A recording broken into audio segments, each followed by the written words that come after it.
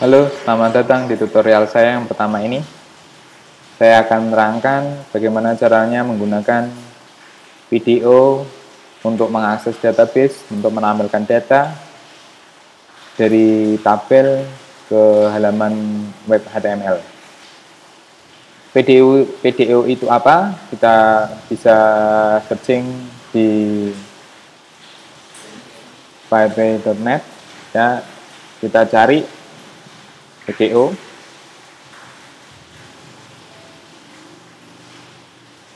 Ya.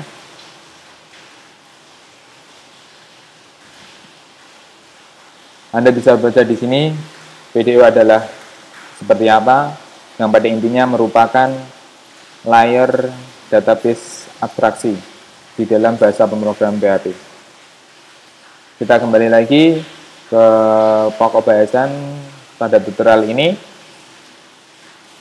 yaitu kita akan menampilkan sebuah data, yaitu data mahasiswa dari database universitas. Yang pertama, kita buat sebuah database yang bernama universitas. Kemudian di dalam database universitas kita buat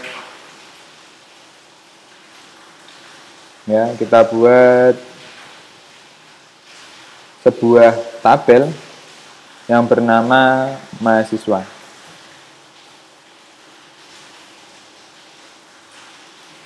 Tabel mahasiswa terdiri dari yang pertama ID ya sebagai primary key atau kunci. Yang kedua yaitu NIM, nomor induk mahasiswa. Dengan tipe saya kasih varchar lebar 15.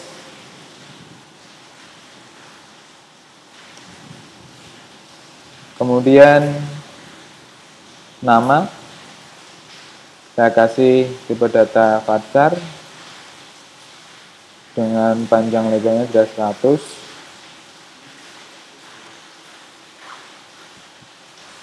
Terakhir yaitu kolom inisial. Saya kasih tipe data varchar yaitu 2. Kita sudah mempunyai sebuah tabel bernama mahasiswa di dalam database universitas yang akan kita gunakan nanti. Kita kembali ke editor PHP.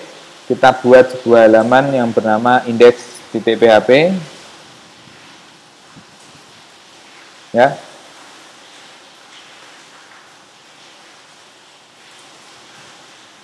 Pertama kita harus membuat layout HTML atau tampilan HTML-nya yang akan digunakan untuk menampilkan data, yaitu data mahasiswa.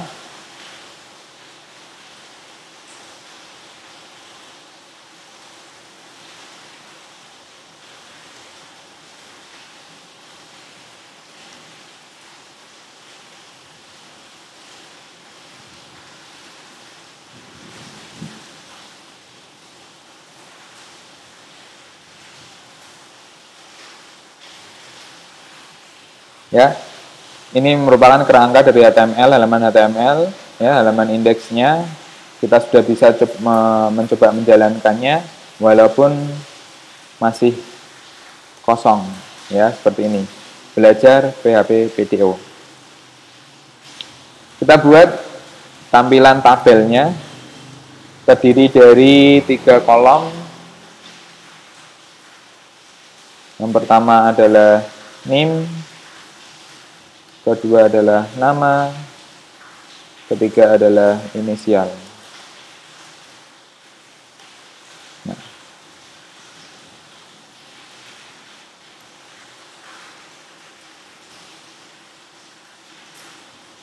Nah, kita coba buat sebuah data, contoh data yang akan ditampilkan dalam tabel agar kita dapat melihat tampilannya seperti apa pada tabel tersebut. Kita buat sebuah tabel NIM 14071172, nama Adnan Tawafani, inisial AT. Ya, kita simpan, kita buka browser, ya, kita refresh, ya, dan tampilan yang kita buat tadi dari halaman indeks PHP seperti ini. Ada kolom NIM, nama, dan inisial. Nah, contoh data yang kita buat saat ini merupakan tampilan atau template yang akan kita gunakan nanti kelak menampilkan tabel mahasiswa. Kita lanjutkan, kita membuat sebuah koneksi, ya, koneksi database ke database kita, yaitu universitas. Kita buat sebuah variabel namanya db, kita ciptakan objek dari PDO dengan parameter MySQL host sama dengan localhost. Database yang kita gunakan yaitu bernama universitas. Kemudian kita masukkan parameter kedua, yaitu user MySQL yang ada di database engine kita. Yang ketiga, password MySQL tersebut. Nah, kita sudah membuat sebuah koneksi database menggunakan PDO, ya, yang kita gunakan yaitu MySQL host, karena kita menggunakan database MySQL. Jangan lupa root dan passwordnya, ya, user dan passwordnya disesuaikan dengan komputer masing-masing. Selanjutnya adalah kita membuat sebuah perintah query, ya, perintah query ke database tersebut. Nah, perintah query ini nanti akan dieksekusi dan mengambil data mahasiswa yang akan kita tampilkan. Kita buat sebuah variabel namanya perintah query, ya, yaitu $db prepare. Masukkan perintah query ke dalam fungsi prepare. Select NIM, nama, dan inisial from mahasiswa, ya, dari tabel mahasiswa saya urutkan berdasarkan nama.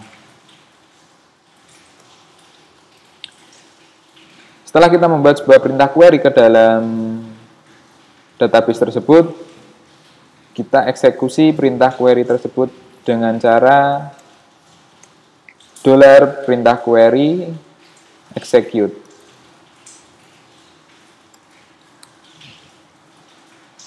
Perintah query sudah dilaksanakan, kita selanjutnya adalah menampung hasil dari perintah query tersebut. Kita buat sebuah variabel yang bernama hasil query. Kemudian kita tampung hasil query-nya dalam bentuk objek.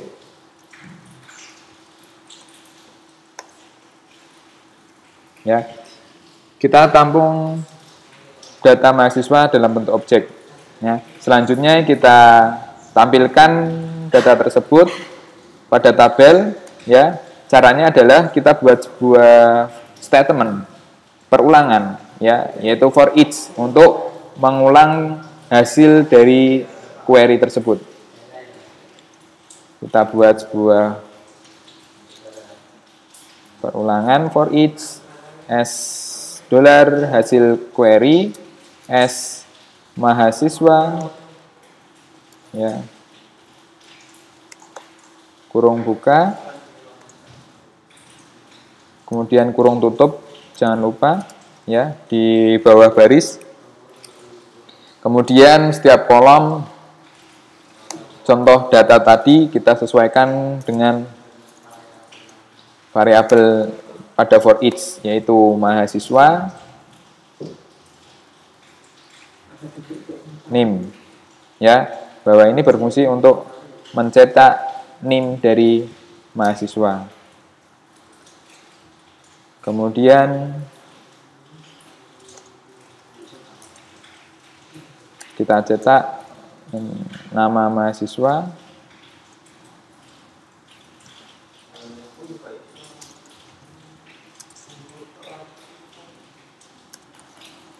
Selanjutnya adalah inisial. Ya, sampai di sini kita sudah melakukan perulangan untuk menampilkan data dari hasil query tersebut. Kita coba kosong. Kenapa kosong? Karena kita belum mengisikan data pada tabel mahasiswa. Kita coba isikan tabel mahasiswa. Ya.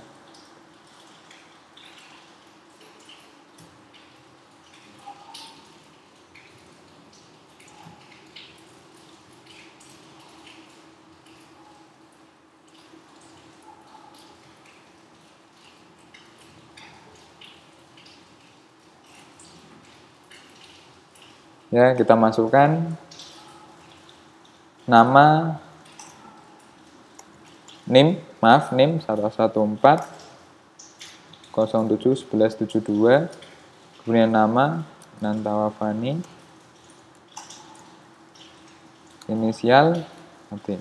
Ya. Ya, kita coba inputkan, refresh, ya. Data yang kita inputkan tadi di database secara manual sudah tampil pada halaman index.php. Kita coba tambahkan lagi nama 114 NIM 1173, nama Ahmad Nur Fakih, inisial AN. Selanjutnya kita coba masukkan lagi 1174, nama Bagus Orbit Prastio,